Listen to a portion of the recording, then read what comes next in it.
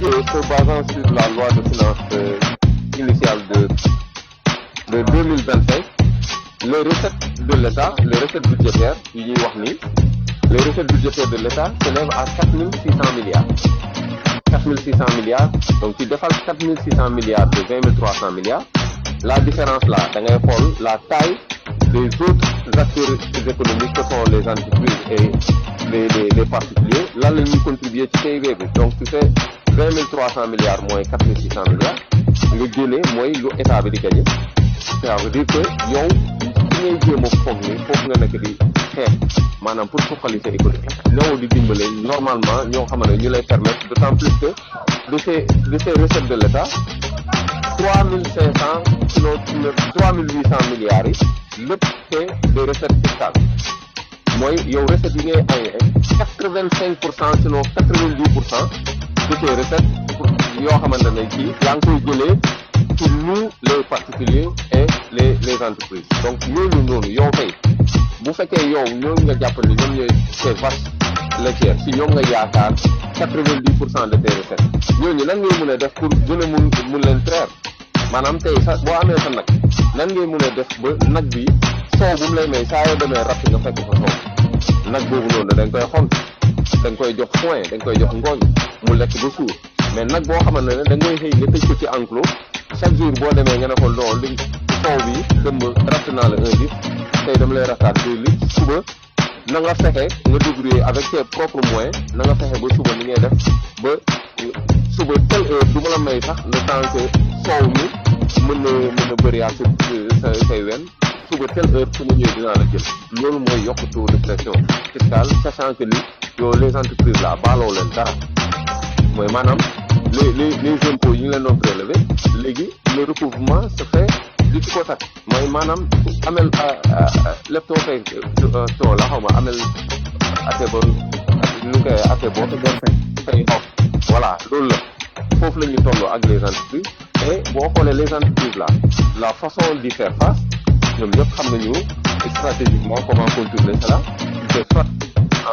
en procédant par des licenciements ñu wàññi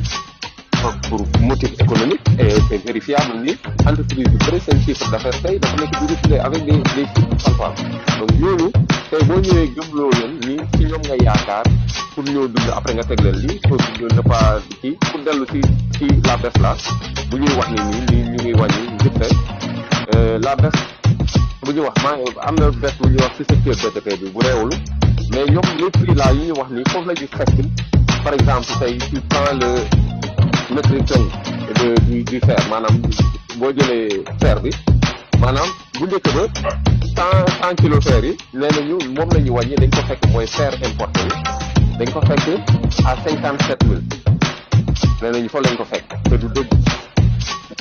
nee nañu ñoom dañ ko fekk à 57000 ñu wàññi ko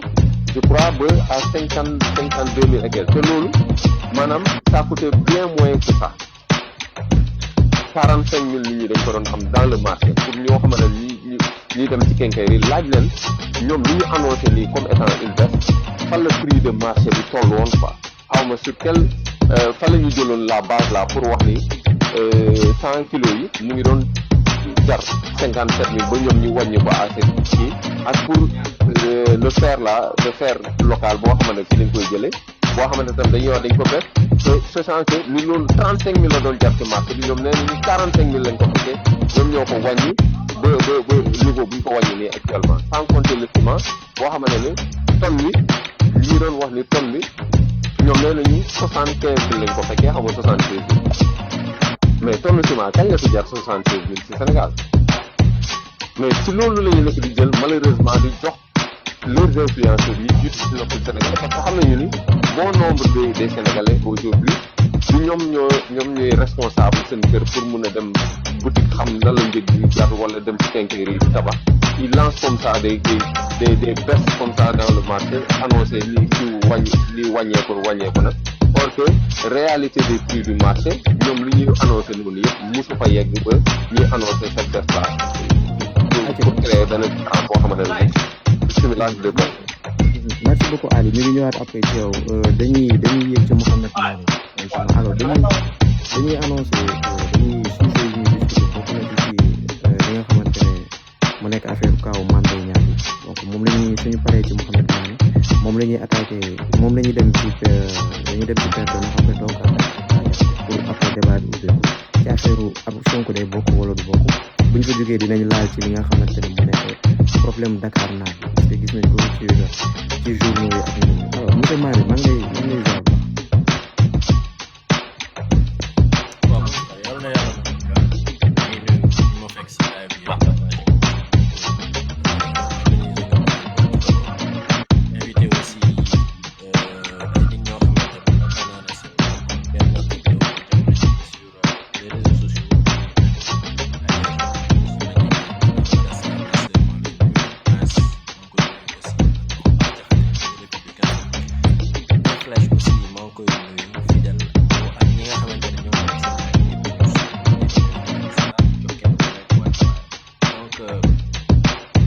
première question bi nga bëgg a aborder c'est par rapport ak réduction prix hydrocarbures. waaw ak en quelque sorte taxes yu bëri yi ñuy teg nit yi c'est dû à quoi qu'est-ce qui se passe réellement et puis ba pare taxes yooyu fan la répercuté wu ci suuf. En fait en réalité je pense que mën a revenir ak ci mécanisme de réduction yi ak manipulation bi ci amoon quoi mais question bu pertinente bi nga posé mooy ban répercussion la fait lay am en réalité répercussion bi da koy yëg ci li nga xamante ne moom mooy rapport d'exécution budgétaire bu troisième trimestre bi nga xamante ne génn na récemment parce que à la lecture de ce rapport da ngay gis ne tey lu jëm ci wàllu recette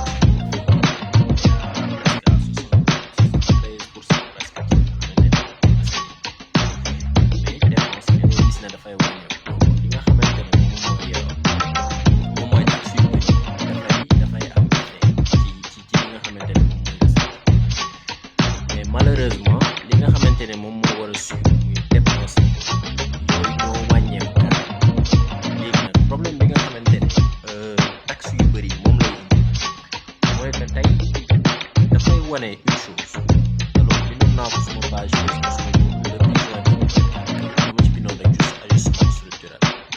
c'est-à-dire taxe yu bëri dafay wane ne on est dans le cadre d'un ajustement structurel ñoom dañ ko déguiser mais loolu mooy dëgg te Al Amin Lo mës na ko wax sax ci li nga xamante ne moom mooy émission bi defoon au niveau de la RTS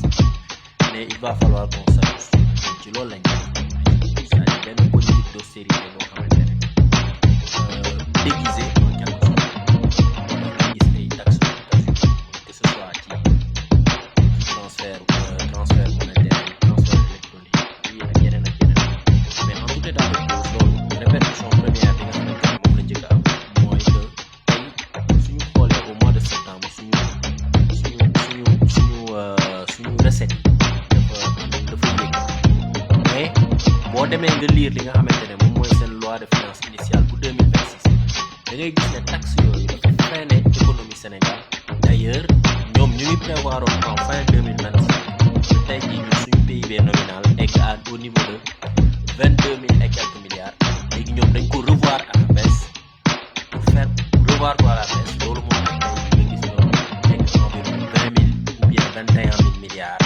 par rapport ak seen prévision initiale loolu en fait taxe yii nii nga xamante ne dañ koy teg ci loolu mooy répercussion tey ñoom dañu prévoiroon que ne ci li nga xamante ne moom mooy seen stratégie nationale de développement économique mooy SND boobu noonu lañ gisoon li nga xamante ne moom lañ prévoiroon mooy que tey Sénégal seen pression fiscale bi ñoom dañ koy yóbbu en 2026 au niveau de 21% mais tey boo xoolee bu baax dépassé nañ loolu à travers leur fameux presse là dañu nekk di presser sénégalais yi bi de sorti sénégalais yi lañ nekk di presser te ni ñu ko defee noonu baaxul c'est dans le cadre d'une postérité d'un plan d'ajustement structurel déguisé boo xamante ne tey moo tax les investissements yi waroon am les investissements exécutés par l'État yi waroon amul tey impact bi mu waroon am ci PIB bi amul donc tey suñu ratio dette PIB bi ñuy toog di wax ñu naan non dette cachée et cetera moo tax ñu egg ci 132% am benn effet et même li nga xamante ne moom mooy rebasing bi nga xamante ne régime bi génnoon def na ko président Macky Sall da ngay gis ne effet bi ci doon xaar mu fexe wàññi suñu réduire suñu ratio dette PIB dootul am donc taxe yi ngay gis ni encore une fois pour terminer là-bas ce qu'il faut comprendre mooy que li nga xamante ne loolu lay signifier mooy que benn politique d'austérité la ñu teg benn politique d'ajustement structurel moom la ñu teg et que loolu la mu indi mooy une réduction drastique de notre PIB nominal et loolu encore une fois par rapport ak document yi nga xamante ne moom la ñuy présenté du dëppoo ak li nga xamante ne moom mooy article 32 bi nekk ci loi organique portant loi des finances bi nga xamante ne moom mooy évoquer le principe de la sincérité budgétaire. Cela veut dire quoi? Cela veut dire que tey muy Cheikh Diba le ministre de le ministre des finances et du budget muy ki nga xamante ne moom mooy Abdourahmane Sarr muy le ministre de l'économie du plan et de la coopération je pense ñooñu noonu leur programmation gis nga li nga xamante ne moom mooy leur prévision et leur programmation sont basées sur du faux et que li nga xamante ne moom mooy sincérité budgétaire bi ñuy évoqué dans les lois de finances dans la loi organique portant loi des finances loolu noonu ñoom c'est le cadet de leur souci donc foofu laa bëggoon et que di leen invité waat à ce que li nga xamante ne moom mooy orthodoxie budgétaire bi ñu daan wax bu njëkk ba nañ ci dellu à travers des précisions claires et lii nii honte la pour li nga xamante ne moom mooy administration sénégalaise dans la mesure où ña nga xamante ne ñoo fa nekk di liggéey ay nit lañ yoo xamante ne yu am valeur mais tey gis nañ ne à travers de la manipulation à travers li nga xamante ne moom mooy la propagande ak tamit suuxal Sénégal dañ leen yóbbu à ce que tey ji même leur prévision nekk teguñu ko sur la base de la sincérité sur la base d'une prévision claire yoo xamante ne tey ji da ngay am trajectoire bu baax encore une fois effet taxe yooyu ngay gis nii rek lay indi merci beaucoup monsieur Malick tënk bi jaar na yoon neex na Père Donald DiCaprio ñu jaar la ci après ci baax bonsoir la famille maa ngi leen di nuyu bu baax di leen ziar di nuyu suñu invité bi Bah Diakhaté Madasta maa ngi lay nuyu ma sœur Prince Mané mon frère maa ngi lay nuyu bu baax Mamadou Mané maa ngi nuyu Donald nuyu naa la bu baax a baax Mohamed Mané nuyu naa la bu baax maa ngi lay fay grand Fidèle maa ngi lay nuyu mais moi j'ai eu la chance vraiment de rencontrer Bah Diakhaté. Je ne sais pas s'il se souvient de moi, mais bon, dans des conditions assez difficiles. Voilà. On était trois, hein. Il y avait Bah, il y avait moi et il y avait Imam. Il y avait Imam Daw. Le grand Donald, maa ngi leen nuyu bu baax a baax a baax. Et il est en train de raconter lu doy waar waay. On s'est connu là-bas quand même. C'est pas n'importe qui wax ci loolu mais dans des conditions très très très difficiles. Alors bon, moi je n'ai pas peur, hein, donc j'ai rencontré Bah Diakhaté dans les cellules de la cave du tribunal de Dakar. Donc voilà, je me suis retrouvé là-bas, toujours dans le monde des affaires, et puis voilà, dans des conditions, et puis ce que je peux dire de lui, c'est Bah, j'espère que tu as arrêté le café, hein, parce que Bah, il peut te taper, quoi, 10 tasses de café, quoi, vite, maa ngi waajal quoi. En tout cas, ça, c'était un plaisir de te retrouver, mon frère, vraiment.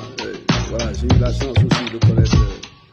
voilà, une partie de sa famille, ça m'a fait énormément plaisir. On a partagé quelques heures ensemble, dans une même cellule avec Imam. Et puis, bon, voilà, ça s'est très bien passé. Et il est toujours resté le même, pour debout, pour xam lu muy wax. Ba pare pour am benn combat. Ni ko xamante ne dañ ko war a jàppale di ko soutenir ci combat bi ñu mel. En tout cas, moi, je suis de tout cœur avec lui. Et quelque part, je pense que les compatriotes qui sont là sont tellement compétents. Ils ont répondu à toutes les questions. Je ne voudrais pas aussi vous faire perdre du temps en répétant la même chose. Mamadou Mané, un jeune garçon brillant, dynamique, flex, fidèle. Donc je pense que vous êtes les mieux bien placés que moi pour parler de la situation économique du pays en termes de finances, surtout sur les taxes, la perversité des taxes. Et puis ça freine l'économie, hein. Ça je suis très convaincu. La pression fiscale qui est à 23, c'est hallucinant. Alors la baisse dont il parle du carburant, bon, pour moi ce n'est pas une baisse quoi. Ils sont en train de vous leurrer parce que si tu baisses, c'est le brut qui a baissé, le dollar a chuté. Et quand la raffinerie est raffine, c'est tous les produits qui doivent baisser, mais ils ont ciblé les produits. Pourquoi ils n'ont pas touché le HFO 180, 280, 380? Pourtant c'est le fuel qui fait tourner les centrales électriques. S'ils avaient été touchés, bah écoute, le prix de l'énergie pourrait peut-être baisser quoi, mais ils n'ont pas touché. Ils ont touché d'autres produits, mais si vous regardez la structuration des prix homologué par l'État du Sénégal, il n'y a rien qui a changé, quoi. Rien n'a changé du tout. Donc vraiment, je ne vais pas tirer en longueur pour parler un peu de la situation économique du pays. Vous le savez mieux que moi, vous arrivez à le décrypter. Maintenant, il faut aller plus loin. C'est-à-dire, l'État invite les investisseurs. L'État veut se lancer dans une industrialisation. Mais comment s'y prendre? Comment s'y prendre et la façon dont ils abordent le sujet avec cette histoire de dette cachée et puis à tout azimut, ces APE. Bon, quelle est leur politique? Comment ils s'entrevoient d'ici 2-3 ans? Voilà, comment les investisseurs vont revenir et dans quelles conditions est-ce qu'on va nous accueillir? Tout à l'heure, nous parlerons de ce sujet-là, parce qu'il y a des investisseurs qui sont arrivés, mais malheureusement, ça ne se passe pas bien. Ça ne se passe pas bien du tout parce qu'ils reçoivent des informations de leur ambassade qui dit la situation est très tendue. Très tendue. Les Turcs ont reculé, là il y a des Néerlandais, il y a des Allemands. Nous sommes ensemble sur des projets, mais nous sommes en train de reculer parce que l'État a mis la barre très haute et les instructions qu'ils ont reçues de leur ambassade, c'est qu'il y a un problème au Sénégal. Et qu'il faut faire très attention. Ça montre vraiment, en plein conseil d'administration avec mon groupe, voilà, les partenaires étrangers nous ont indiqué que malheureusement, ils sont cotés en bourse. Ils sont cotés en bourse. Ils ne prendront pas le risque avec leurs actionnaires de faire des appels de fonds là où il y a une situation incertaine au Sénégal. Voilà la réponse que j'ai reçue. Donc je ne vais pas tout tirer en longueur. J'attends les autres sujets pour qu'on puisse développer encore. Mais en tout cas, je suis très content de te retrouver. Vraiment, mon frère. Vraiment. Je te souhaite beaucoup de bonnes choses et une très bonne santé, mon frère. Merci. Bon, la paix. Je m'arrête là. En attendant les autres questions. Voilà, yeneen yi dina ñëw léegi alors ba la ñuy avancer ak ba Prince après yow boo ñëwee da ngay tënk yëpp dañuy def ba ma def ba dañu gis da ma partagé benn lien ma dugg ci seetaan Mame Mbaye Niang déglu ko mu joxe ay explication yoo xamante ne ku deful droit sax di nga xam ne kii li muy expliqué du leer mais dafa am benn wax bu mu wax boo xamante ne dafa taxawoon ñun ñu bëri ñu xamul dara ñu nekkoon ci erreur Prince mi nga xamante ne droit la def ñëwee dina ci gën a leeral dafa ne élément nouveau ci ay matière criminelle rek lay am ngir yàlla nañ ko bàyyi waa ji amul lu leer lu muy indi te na ko fay xaalisam comme question bu jotaay bi ba dëgg-dëgg Sonko day bokk wala du bokk qu'est-ce qui se passe réellement? Bon, donc xam naa la paix bi ma may balaa may dugg ci laaj boobu doyen doonaa maa ngi lay jaar bu baax a baax di rafetlu aussi intervention yi fi jaar di Mamadou Fidèle de presse donc Prince donc ci leeral bi ñu leeral au fait ñu ngi fi nekk présentement d'abord man damay teg lépp ci ñàkk yéen ñi parce que nit ku nekk aussi kilifa bu nekk aussi war nga boo ñëwee ñi ngay marqué sa empreinte pour nit ñi bañ a yëg ni au fait développement am na solo lool mais nguur bu ñëw au pouvoir jël lépp loo xam ni tey ñu ngi tudd sax BTP la nga jël ko au nom du public nga jël leen tegee leen kon secteur informel bi nga xam ne mu ëpp doole daara ci Sénégal boo yu bëri bon c'est vrai occupation bi ñu def anarchie voie publique bi nekkul lu jaadu mais dafa am ay mesures yoo xam ne mooy jiitu loolu mais boo jëlee nit ñi fi ñu doon liggéey nga xam ne muy ki leen doon jox ciment muy ki leen doon jox suuf muy ki leen jox bu loolu taxawee léppay taxaw à cela s'ajoute ambulant yi nu mu tudd sax à cela s'ajoute aussi nu mu tudd comment dirais-je booy jaay booy def ay càq-càq yi demee noonu ñoom mesures yëpp ñu jël ba teg ci ay taxes maintenant bu yàggee le peuple day souffrir nga war a fay ay salaire fay ay bourses malgré tout cela yow tu n'es pas en mesure li nga xamante ni tey jii mooy li Sénégalais bi soxla nga fajal ko nga teg ci wet bi ay des milliers d'emplois yoo xamante ni dañ koo perte nga teg ci wet bi ay entrepreneurs yoo xamante ni da ngay jël di leen yóbbu ci kaso bi si affaire yi ñàkk fayda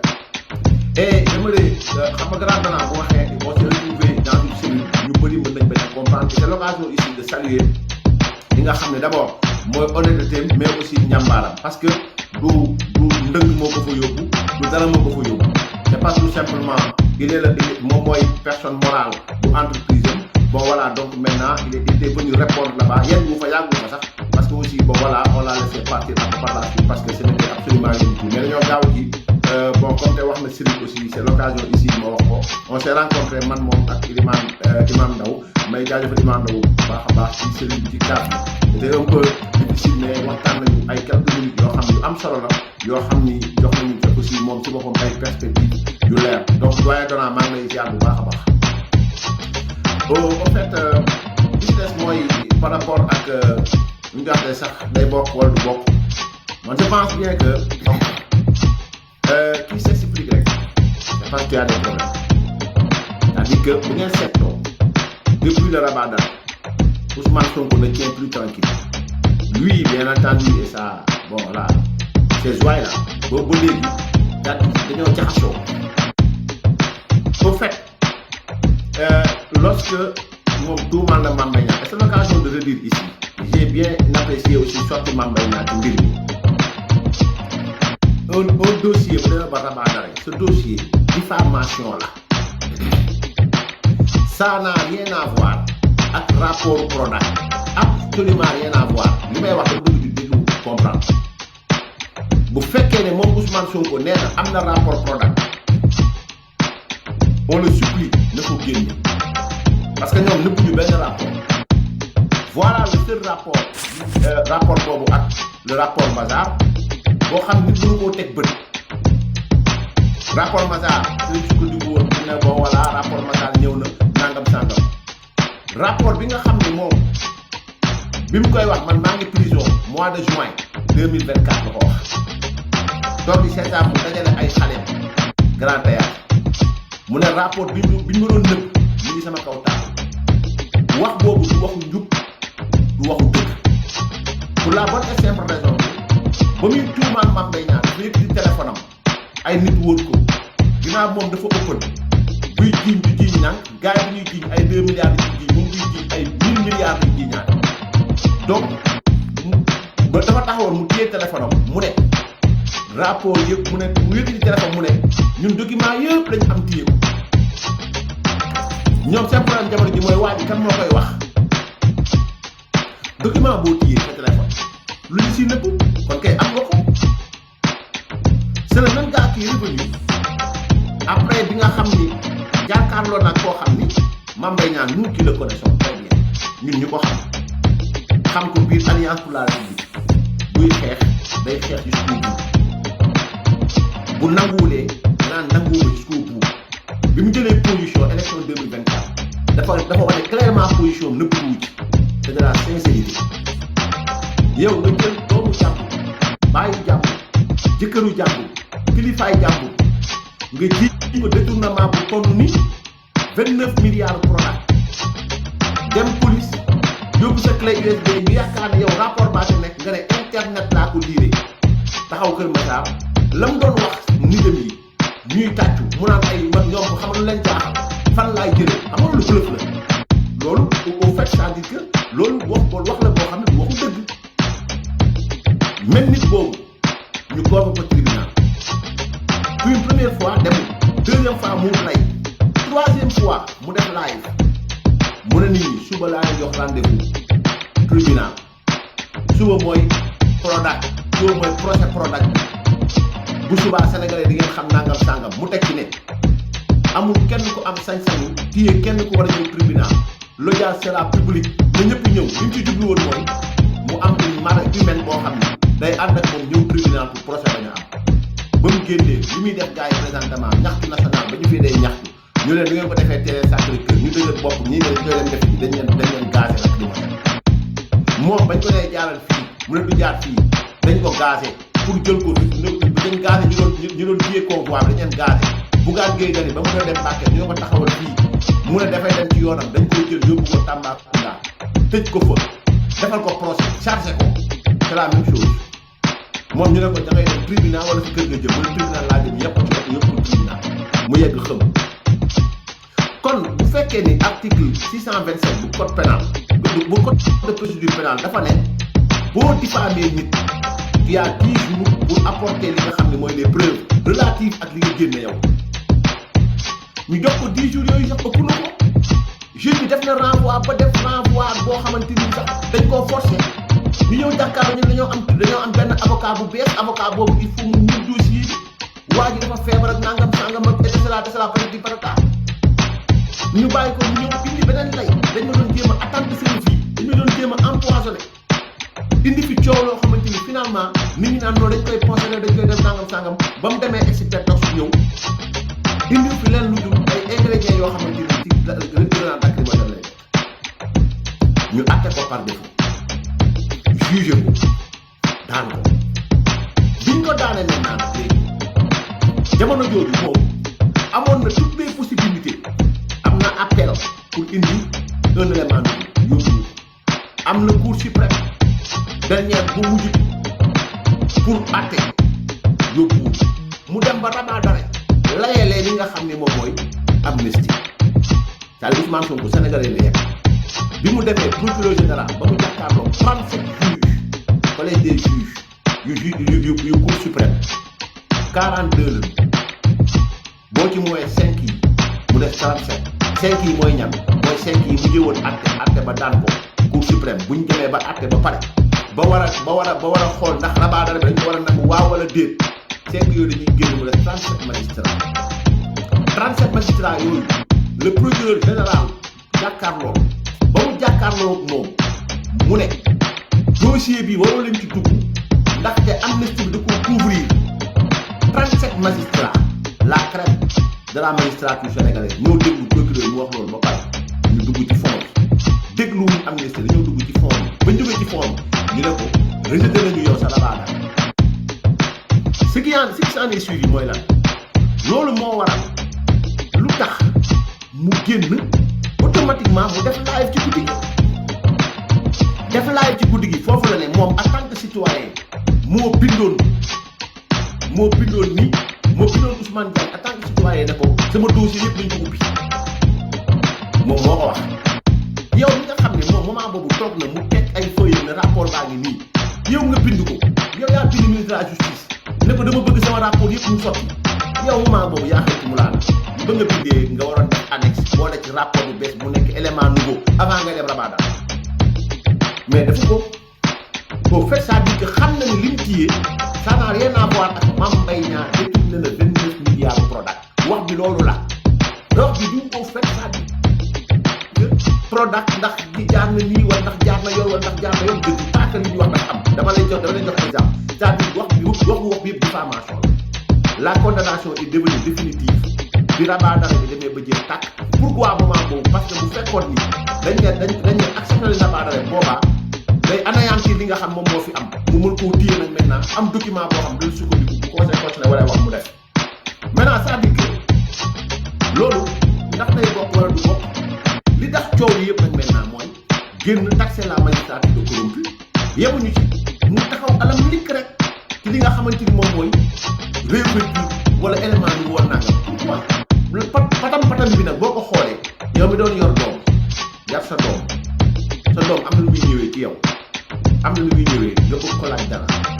c'est même booy enquête am na lu ki di ñëwee nga koy poser question ci dalam ak ci patameem ci ngay xamee ndax kii dañ koy wax moo ko def wala def ko maintenant nag léegi Ousmane Sonko moom moo am problème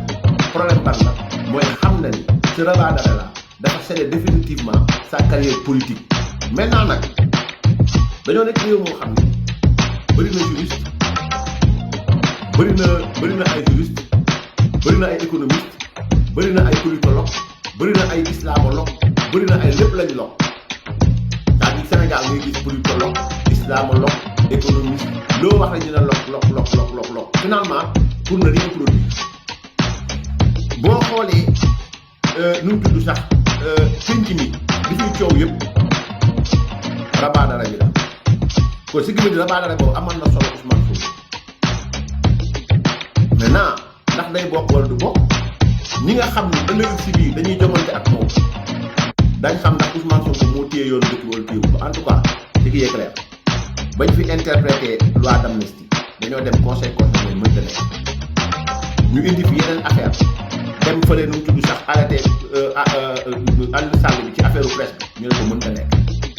parce que Dembo Ndiaye ñu débouté le procureur financier ci affaire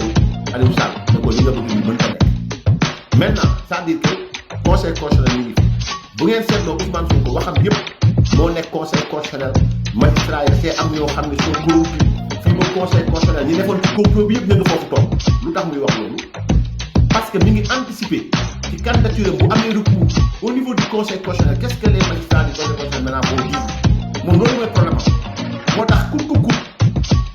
li mu bëgg mooy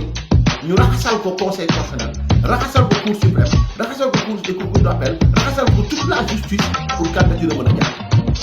c'est voilà le problème de Ousmane Sonko moom loolu la bëgg moo tax mu ne élection bu fi amati man lay neex du ko bokk c'est donc quand on a ces hommes yoo xam ni loo wax ñu ne gongo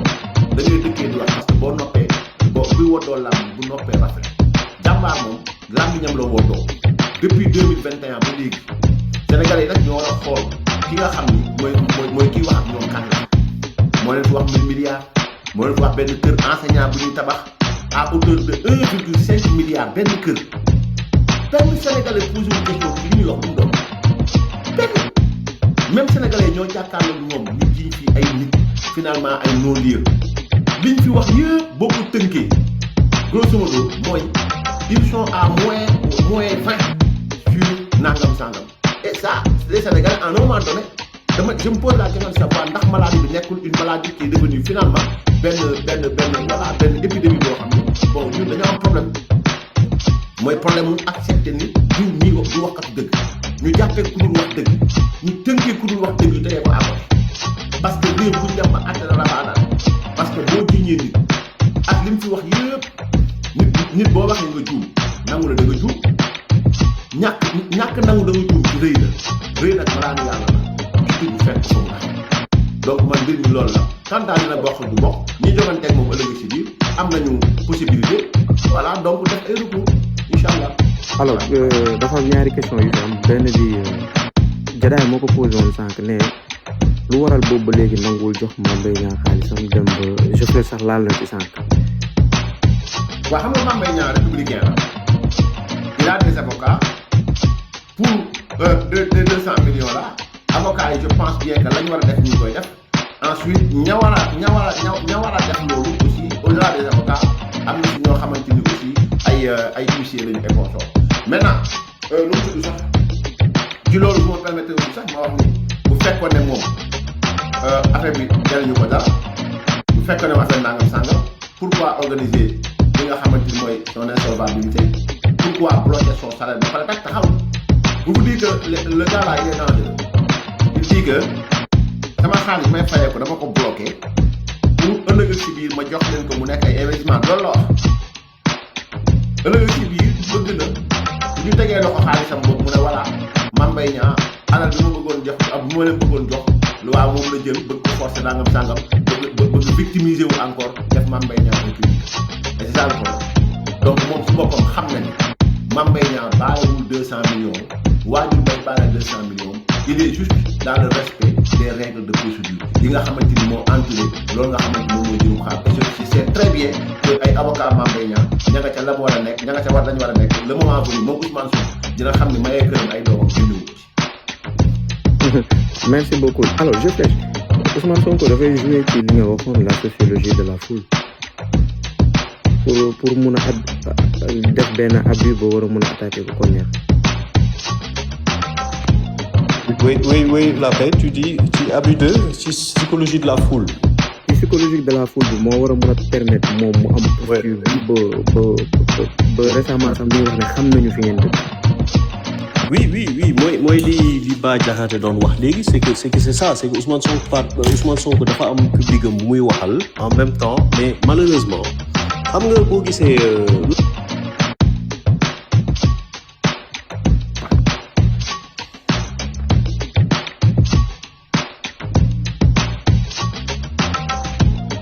ñu ngi koy dégg wala ci ñu kese. dafa mel ci moom la de est-ce que flèche am la appel alors ñëw Madasta ñëwul ñu jox jigéen après flèche ñëw. Excusez-moi, j'avais un petit truc. Voilà, comme je disais, moi li ki doon wax léegi moom day wax en fait dafa am message multicanal lay Ousmane Sonko di waxee. Et ça, je ne le mets pas sur le compte du génie politique. Hein. Moi, j'en suis convaincu, je le dis et je le répète. Ousmane Sonko n'a aucun génie politique. Voilà. Si avoir du génie politique, c'était arriver à tes fins par la diffamation, la délation, les menaces, etc. Je pense que loolu ñoom kon valeurs yi jéem a dugal seen combat muy ay jubante dëgg ñu ko génne ñu teg ko fa. Et sur les 10 ans yi génn Ousmane Sonko n'a fait que ça. Il faut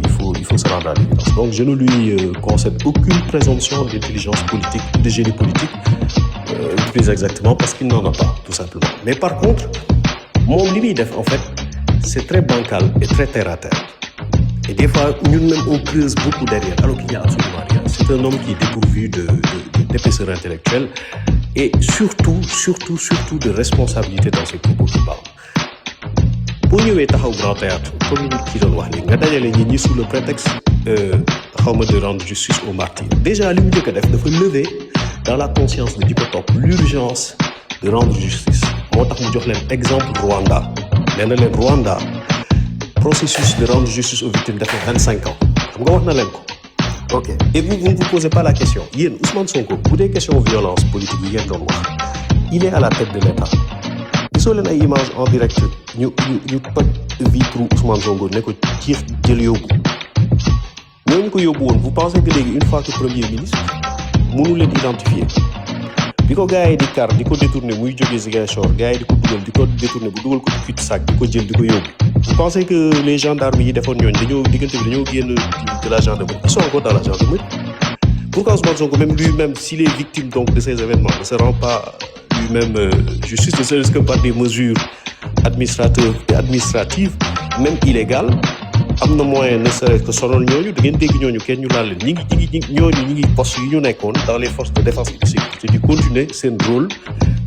te parce que ils étaient détenteurs de la force légale au moment où ils intervenaient te loolu mooy continuer. Allez voir la jurisprudence Harouna Sy qui a été vouée aux gémonies comme vous le faites avec le général Moussa Fall. Voilà, et vous allez voir la suite de l'histoire pour concernant Harouna Sy. Ça, c'était la petite parenthèse. Sans compter le fait que li mu leen di wax ci affaire justice dafa mel ni yéen ñëpp da ngeen tëju ci benn néeg il a la clé dans sa poche yéen ñëpp ngeen di mbëkk buntu bi di génn mu ànd ak yéen di mbëkk buntu bi alors que caabi buntu bi mi ngi ci poche am te caabi buntu boobu mooy les 130 députés yi nga xam ne il lui suffit de les actionner pour lever la loi d'amnistie. C'est aussi simple que ça. Donc tout le reste n'est que manipulation. Bon bi loolu rombee mu bëgg leen wax ne leen bàyyi leen réseau yi ngeen di nekk di wax affaire justice aux martyrs. Si le leen exemple Rwanda, ça veut dire que dans votre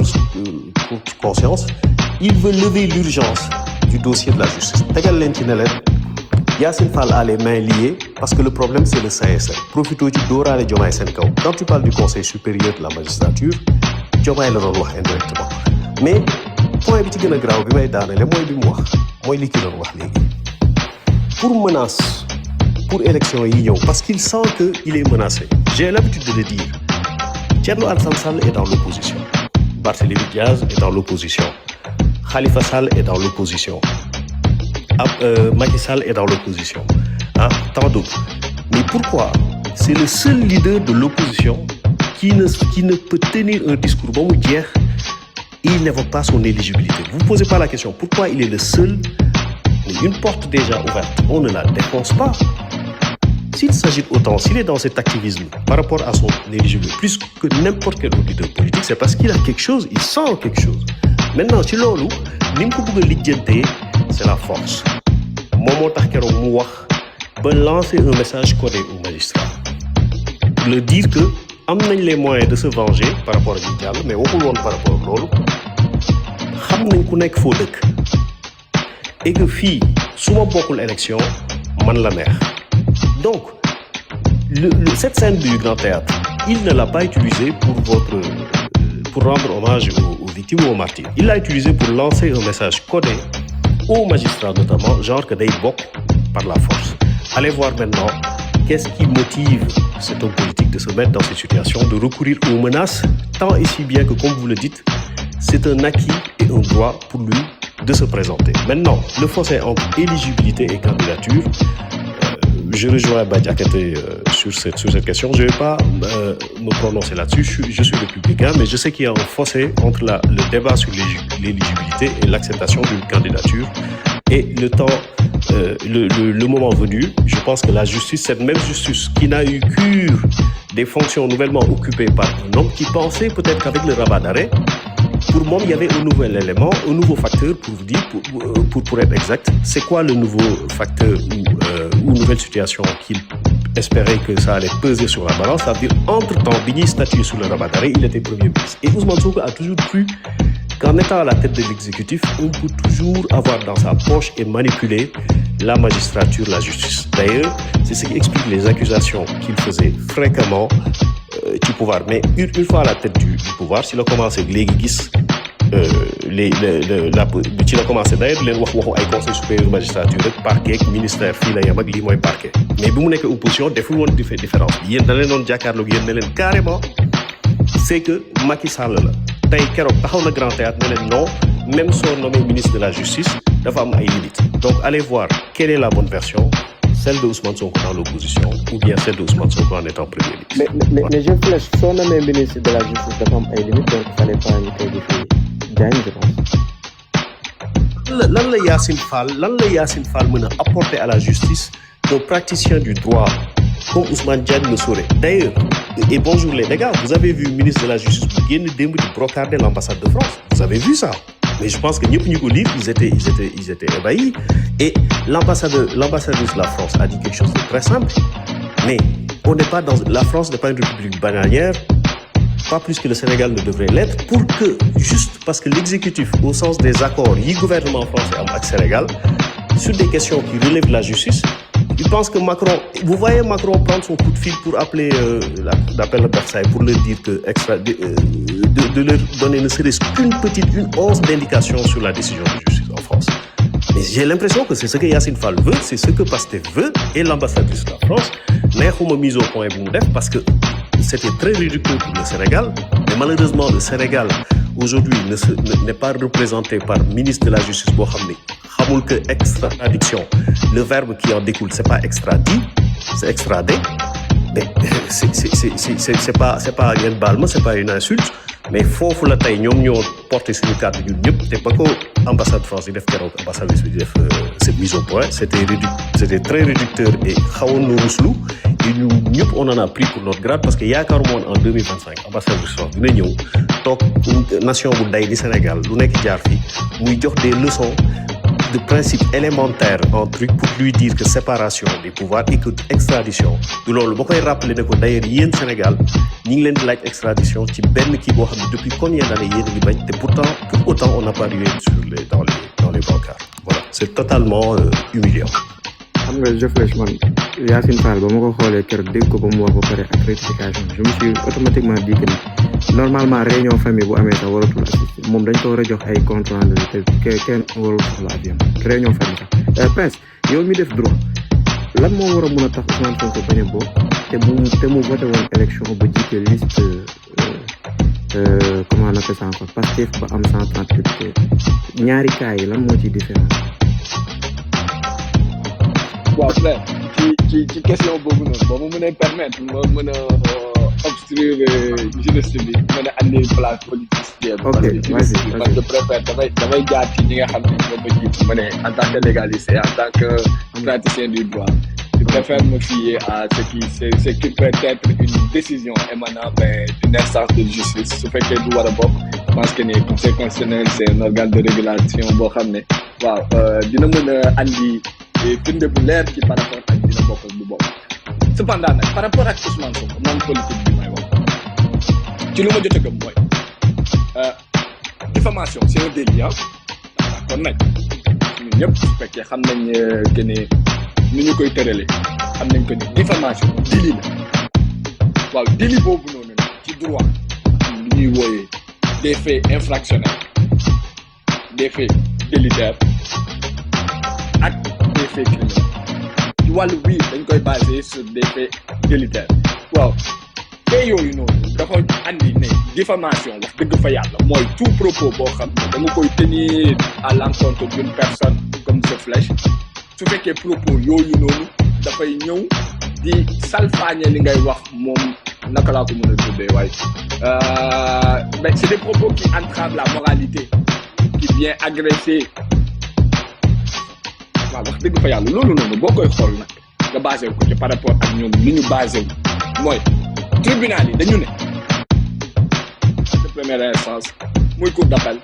muy cour suprême comme que xam nañ ne cour de cassation amatul dañoo confirmer même décision bi mooy il y a eu état de fait.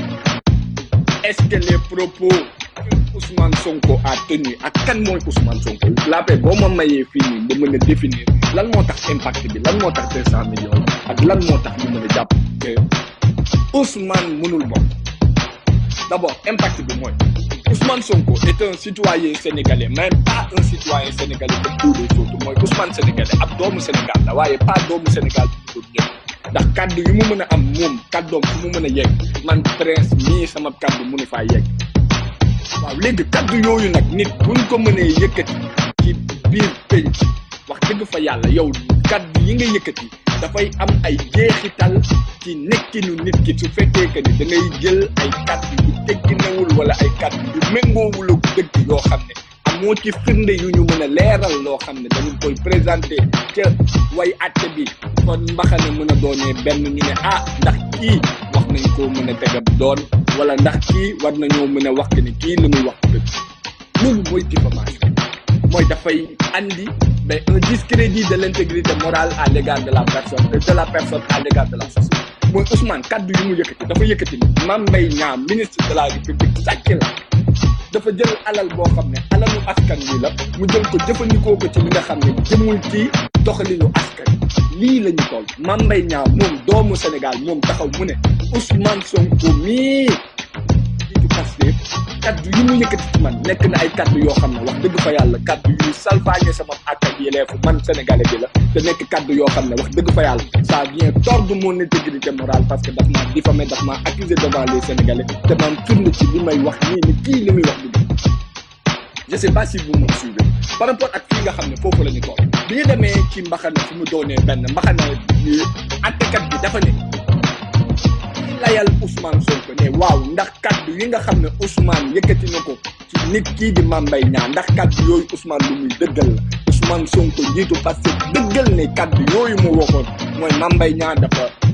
wëlbati xaalis bi nga xam ne dafa doon dem ci état bi mu dóol ko def ko ci ay poosam maanaam dafa sàcc xaalis bi nga alalu moomal la askan wi la Ousmane dafa dëggal loolu yoon ne ko may nañ la fukki fan pour que nga mën a andi firnde ne li ngay wax nii ne détenir nga ko luy mën a firndeel par rapport ak ni Ousmane Sonko Mame Mbaye Niang ne xaalis bii nga koy ji am na fu mu ko mën a def yoon ne ko may naa la 10 jours pour que nga mën a andi loolu mooy procédure légale nit ñi il faut que ñu base bu ci loolu dès l'instant qu'on a dépassé la procédure légale là on rentre dans une autre phase juridictionnelle mooy Ousmane Sonko est tenu devant les faits juridiques qui l'incombe par rapport à sa responsabilité de la punition wala de la pénalité bi nga xam ne qui incombe par rapport aux faits ou aux actes yi nga xam ne moom la yëkkati mooy Ousmane Sonko dañu ne ko kaddu yii nga yëkkati wax dëgg fa yàlla du kaddu yoo xam ne c'est sans conséquence devant une juridiction juridique devant un tribunal juridictionnel léegi kaddu yooyu nag comme que xam nañ que ne c'est sans conséquence par rapport ak yow lii nga xam ne moom mooy yow la portée de tes paroles mooy Ousmane Sonko boo waxee kaddu yi muy yëkkati ci yegg waay bi fan lay yegg ne déjà comme que yoon mu firndeel nañu par rapport ak li ñu jot a gis que ne Ousmane Sonko amoo firnde boo mën a andi ci table bi boo xam ne juge bi dafay mën a lire procureur bi mën a lire avocat yi mën a lire ñu mën a wax que ne Mame Mbaye Niang jiiñ ki nga ko jiiñ nii fekku la lu am la te lu ñu mën a firnde la dañ koy duut baaraam fekk donte amoo loolu nag wax dëgg fa yàlla yoon dalay daan ñetti weer yoo xam ne ñetti weeru kaso boobu dëgg la alamaan la 200 bu ngeen jàppee que ne fii la ñu toll ci première phase bii nii Ousmane Sonko dafa contesté par rapport ak li nga xam ne mooy décision bi jóge ci tribunal de première instance bi ko daanoon ci 3 mois avec sursis daan ko ci 200 millions mais 3 mois avec sursis yooyu daan ko ci 200 millions bu ngeen demee ci article L28 bu ngeen demee ci article L29 du code électoral mais da ngeen gis que ni Ousmane Sonko reste encore éligible mais ñu ñëwaat au niveau du cour d'appel mooy Ousmane Sonko a interjeté un appel nag mooy d'accorduma daan bi nga xam ne moom la ñu daan Ousmane Sonko mais Ousmane bi muy interjeté appel moom appelam dafa tombé Mame Mbaye Niang dugal appel mais procureur de la République dugal appel ci ñàkk d'accord par rapport à la sentence bi nga xam ne moom la ñu tegal Ousmane Sonko bi ñu demee ci deuxième instance bi dañoo réévaluer waat dossier bi ñu réévaluer waat dossier bi encore une fois bu leen fàtte ki ne fii nii tamit comme ni ko Bah Diakhaté expliqué sànq dañuy permettre Ousmane Sonko ñu ñëw via un élément nouveau pour présenter des fiches effectives par rapport à moom li nga xam ne moom la doon wax ñu andi ko mën nañ ko consigner comme une pièce justificative dugal ko ci biir dossier bi lorsque bi nga xam ne dañuy waxtaan ak procureur yeeg avocat yi ak yeneen ñi ci xam ci li nga xam ne moom la ñu tuddee en procédure judiciaire divulgation des preuves nag mooy andi la procédure mooy ñi nga xam ne ñoom ñooy défendre par rapport ak li nga xam ne loolu la ñuy wax ak partie accusateur bi ñoom ñu mën a andi la divulgation de la preuve par rapport à l'incombement de li nga xam ne ñoom kii wàllu wii la ñu toog bi ñu andee loolu nag dañoo gis que wax dëgg fa yàlla te la ñu daanoon ñetti weer yi dañu koo xayma par rapport ak la portée bu leen fàtte maa ngi koy insister par rapport à la portée de la parole la portée des propos de Prince mi nga xam ne dafay jiiñ Lappé ne ko yow Lappé wax dëgg fa yàlla nit ku bon nga ak Ousmane Sonko bu taxaw devant un meeting où on sait à garantie pour sûr qu'il y a minimum 5000 personnes qui vont l'écouter ou 5000 personnes qui l'écoutent en direct mais portée nit kooku noonu ak portée dommage yooyu daf dul nekk benn donc fii nii bi ñu réévaluer waat portée propos Ousmane Sonko yi juge bi nga xam ne au niveau de la deuxième instance dafa taxaw réévaluer waat la portée de la parole de Ousmane Sonko par rapport à l'accusation qu'il a du mal à pouvoir émettre une justification émanant d'une preuve boo xam ne dañu mën a jàpp que c'est une preuve gouvernementale juge bi dafa ne Ousmane juge première instance de la daanoon 3 mois wu kaso ak 200 millions bi ma réévaluer waat dossier bi mayaat la perspective ne mën ma andil des preuves par rapport à la portée de li nga doon wax kaddu yi nga yëkkati ci biir penc ci kaw Mame Mbaye Niang mii nga xam ne as góor la ba pare walbatiku renchérir nekk un ministre de la République c'est-à-dire un serviteur de cette République là kaddu yooyu jéggi na dayoo boo xam ne dañu lay yokkal ci daan yi wax dëgg fa yàlla ka la daanoon ñetti weer dafa baaxoon képp man dama la ci yokkalaat ñetti weer muy 6 mois waaye dama lay mayaat beneen chance mooy 6 mois yoo xam ne doo ko tëdd kaso waaye bu ñu duggee ci 6 mois yooyu jógee lañu code pénal dañuy dellu code électoral ma wax leen lan moo tax boo taxawee ci 6 mois yooyu da ngay dugg ci leneen boo xam ne dañuy delluwaat au niveau du code électoral boo demee ci suñu code électoral article L29 électoral dafa ne képp koo xam ne di doomu Sénégal situation mën a fal te nga xam jànkantool ci wàllum yoon ci ab daan kaso boo xam ne ab daan définitive la une condamnation définitive bu wala bu ëpp juróom benn weer ci kaso ak ngoo ko dul tëdd ak lu tolloog ci amende boo xam ne bu 1 million de francs CFA la yow ci diiru juróomi at yow yoonu Sénégal nee nañu yow ci tànneef alalu tànneef bi lépp loo xam ne dañu naan mbooloo dañuy wër ñu ne Bah Diakhaté nii la ñu doy na Bah Diakhaté mën a yëkkati loxoom ndax Bah Diakhaté moom kan mooy Bah Diakhaté sénégalais la ndax Bah Diakhaté mën naa voter waaw Bah Diakhaté am na 18 ans ndax ci 18 ans yooyu képp la ci yëpp déedéet Bah Diakhaté am na 18 ans Bah Diakhaté am na casier judiciaire bi yëpp Bah Diakhaté amul benn lu ñuy mën a wooyee contrainte élective wala contrainte d'inéligibilité boo xam ne daf koy teree mën a bokk looloo waral ñu mën a andi kii ñuy wax léegi booy andi nag ci wàllu boobu da nga mën a gis leneen mooy dans cette circonstance là Ousmane Sonko rentre dans le coup d'une inéligibilité selon l'article L29 mooy la condamnation de première instance qui a été de 3 mois qui l'excluait d'une quelconque de exclusion au niveau de nos listes électorales mais fini avec la deuxième condamnation qui a été confirmée celle de 6 mois mais l'entre définitivement dans le cadre d'une inéligibilité fii dañuy accès taxaw boo duggee ci inéligibilité boobu nag da ngay naan lan moo tax Ousmane nekk inéligible mooy lu tax mu nekk inéligible mooy dañu ko condamné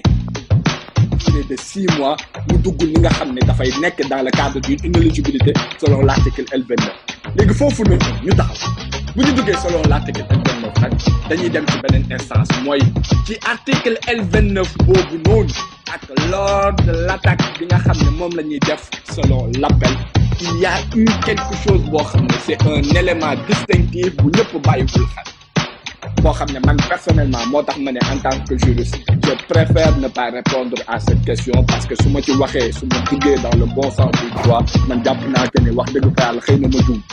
mais booy taxaw selon appel boobu may wax dafa am définition xam nga en droit dafa am qualification des faits am requalification des faits waaye en droit tamit dafa am définition ambiguë par rapport aux faits éditionnés définition ambiguë par rapport aux faits éditionnés boobu boo calculer waatee lan moo tax instant yii Ousmane Sonko tënkuñu ko comme ni ñu tënkee woon sama leader Barthélémy Dias ne ko wax dëgg fa yàlla yow Barthélémy Dias keroog bi nga xam ne dañu la daan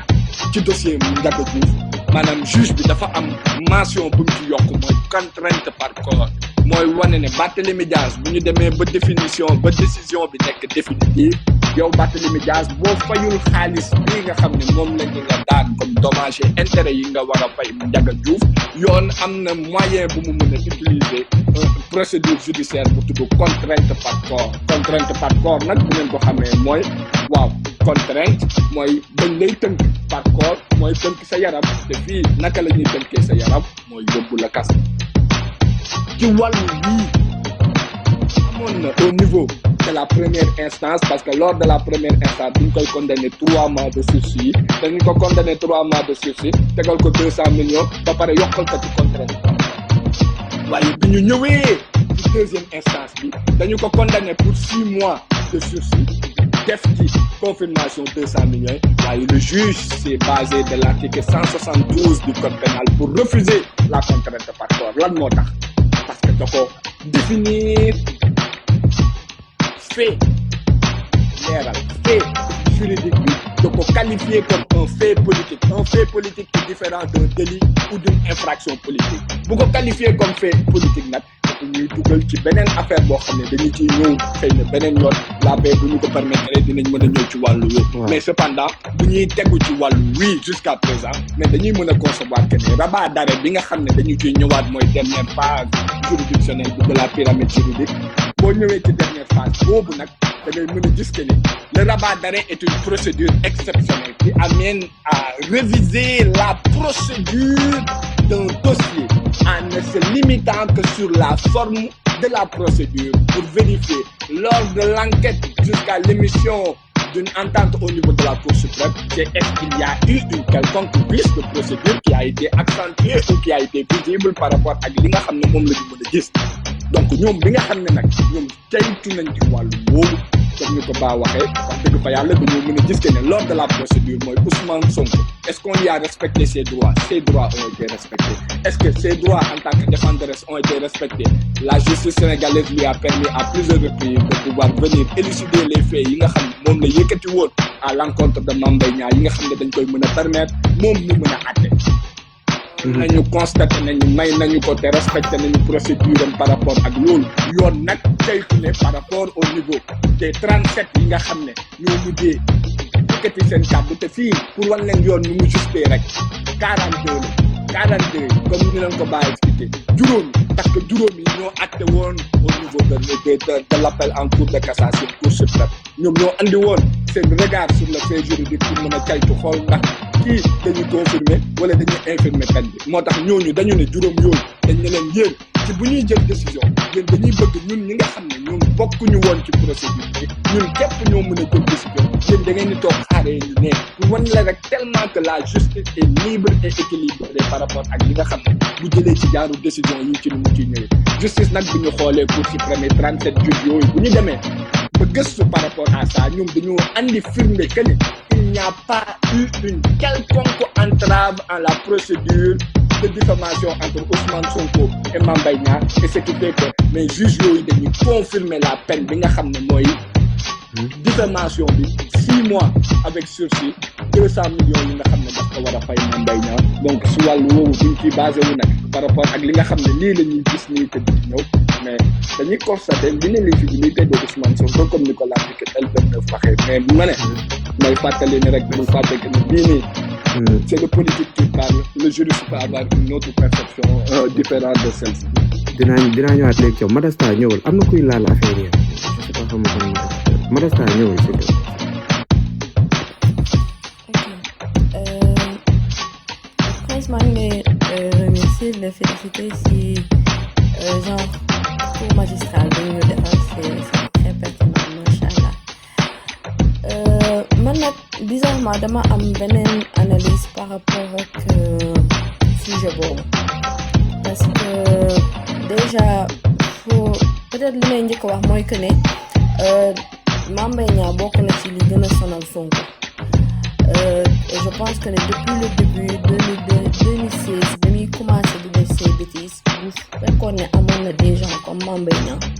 je pense même pas que dina egg à ce niveau loolu c'est un point. Leneen li may wax aussi c'est que bu ñu fàtte benn affaire le cas de Sonko il a plein de conseillers loolu c'est un en plus il a plein d'avocats. Donc bu dee li jëm ci côté droit liñ ci war a def est-ce que rabat d'arrêt bi dina bokk ak affaire yooyu yëpp il a tellement de conseils sur ce point donc il sait pertinemment à quoi s'attendre ak lan lay préparer. Donc moom sur ce point man je pense même pas que ni bu ñu nekkee sax di gën a sëgg ci sujet boobu que ne rabat d'arrêt bi dina bokk du bokk ak affaire yooyu moom il le sait pertinemment parce que il a des conseillers il a des ministres il a des avocats sur ce sujet donc il le sait.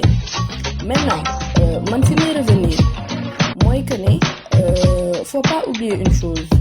Sonko le cas de Mame Mbaye Niang dossier bi mu jubee il a essayé cartouche yëpp yi nga xam ne amoon na ko en sa possession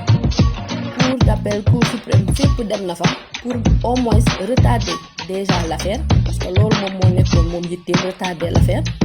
et d'autres points faire espérer ses militants parce que moom au fond xamoon nañ ne il n'avait pas de document ni de rapport boo xam ne mën na ko présenter pour mën a seetal boppam loolu il le savait mais li mu doon def yëpp c'était pour retarder l'affaire de un et de deux faire espérer ses militants. Lenn nag damay ñëw juste pour ñu koy fàttaliku au moment des législatives ba ñu waxee ne que ne Sonko du bokk warul bokk affaire yooyu du tout maa ngi fàttaliku ci émission Aïssata Tall Sall bi elle était revenue sur les faits te dafa amoon dara lu mu préciser parce que ñoom dañ doon tàmm di wax que ni bëgguñu amnistie bi parce que loolu yëpp dafay retourner waat ci kaw amnistie bi et dama bëgg d'une part nous en tant que opposition ñu bañ di topp ñoom fi ñuy yóbbu débat bi parce que ñoom ils veulent tourner le débat ci ay kaawu rabat d'arrêt beeg affaire yooyu parce que boo xoolee sax Yacine Fall foofu la bëgg yóbbu affaire bi bay tax mu naan ñi ngi ci diwaat affaire yeeg dossier yeeg yooyu parce que foofu la bëgg concentrer nit ñi pour ñu nekk foofu di wax naan non droit bi lii la wax wala lee la wax parce que ñoom foofu lañ ñu bëgg yóbbu mais je rappelle que au moment des législatives il y avait un moment kii nii Aïssata Tall Sall bi ñu ko ci invité mais mënoon lu fay bi ñu ko ci invité wax na ci benn pour leeral parce que dafa ne amnistie bi nga xam ne ñoom moom la ñuy nekk di casse tout le temps Sonko ak maître Bamba Cissé surtout maître Bamba Cissé moom la utiliser pour la défense de Sonko en fait moom la yëkkati pour Sonko mën a jàll loolu ba ma ko déggee je savais pertinemment que ni ils vont jamais enlever l'amnistie parce que ñoom ils l'utilisent à leur fin bu leen arrangé ñu ne amnistie bi duñ ci wax dara mais bu leen arrangé wul dañuy ñëw toog ñu dañuy enlever amnistie bi parce que faut pas oublier que ne ba ñuy campagne ils avaient promis présidentielle comme législative que ne bu ñu ñëwee dañ koy enlever parce que instant boobu il fallait que ñu tenir discours boobu pour nit ñi mën leen ko del c'était juste ça mais au fond jëluñu sax dogal pour dindi ko boo seetloo même journée des martyrs ils n'ont même pas pris en ce sens décision boobu que ne dañ koy jéem a dindi parce que Aïssata Tall Sall mi nga xam ne moom moo tëgg amnistie bi et elle a été claire nee na mën ngeen ko dindi boo leen ko bëggee dindi amul dara lu leen ko empêcher donc même bu ñuy tourner sax autour du pot comme quoi que ne non mënuñu koo dindi buñ ko dindi rétroactivité yi wala dafay daan bi day gën a diis ak affaire yooyu yëpp loolu ki ko tëgg muy ñoom Aïssata Tall Sall wax na ci lu leer donc buñ ko bëggoon dindi mën nañ ko dindi facilement sans problème donc li ñuy nekk di def yëpp depuis lors c'est tergiversé donc bu fekkee ne ñoom mën nañ ko utiliser amnistie bi maître Bamba Cissé brandir loolu comme défense pour Sonko mën a jàll man dama gëm ne li ñuy jéem a tourner autour de rabat d'arrêt beeg ak droit bi que ne dina bokk wala du bokk c'est pour nous retarder pour enfin bu ñuy dem ba ay côté 2029 ñu doogay bëgg teg sur la table que affaire amnistie bi day bokk parce que faut pas oublier que ne le cas de Mame Mbaye Niang il y a tellement il y a tellement de choses qui entrent en jeu parce que ci biir amnistie bi on parle de faits politiques alors que ne ñoom dañuy jéem a brandir que ne diffamation bi nga xam ne par voie de presse moom lañ def moom la Sonko def loolu c'est à caractère politique donc deux choses ba nga xam ne benn fil moom moo nekk seen diggante donc je vais pas entrer dans ces détails parce que loolu c'est plus juriste je suis pas juriste donc du ma ci trop mais je préfère comme par exemple bu ñuy waxati ci kaawu Sonko dina bokk wala du bokk affaire yooyu li ñu war a mën a brandir comme